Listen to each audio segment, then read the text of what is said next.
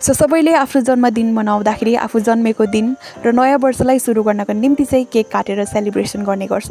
तर म चाहिँ आज केही बेग्लै गर्न गइरहेको छु है। र त्यो के रहेको छ भन्दाखेरि चाहिँ मेरो 24 इयर्सको आज अन्तिम दिन रहेको छ 20th of April र त्यसलाई नै आज म केक काटेर चाहिँ गुड बाई गरेर सेलिब्रेसन गर्न गइरहेको छु है।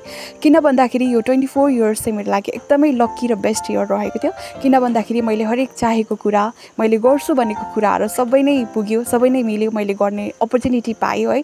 गडले मलाई त्यो सबै चान्सहरू जुटाइदिनु भयो। त्यसको लागि चाहिँ गडलाई पनि from the bottom of heart thank you so much गर्न चाहन्छु है। र त्यसको साथसाथमा चाहिँ I feel so happy and so lucky.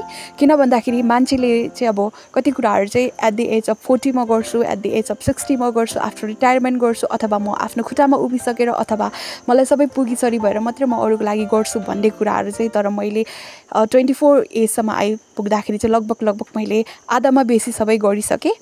र स्पेसली अझै यो 24 एज इयरमा चाहिँ मैले गर्छु भनेको कुराहरू प्राय सबै गर्न पाएँ है। सो त्यसको लागि चाहिँ यो वर्ष मेरो लागि एकदमै लकी रहेको छ र मैले भनेको कुरा, सोचेको कुरा पनि पाएको छु मैले एक्सपेक्ट गरेको भन्दा बेसी।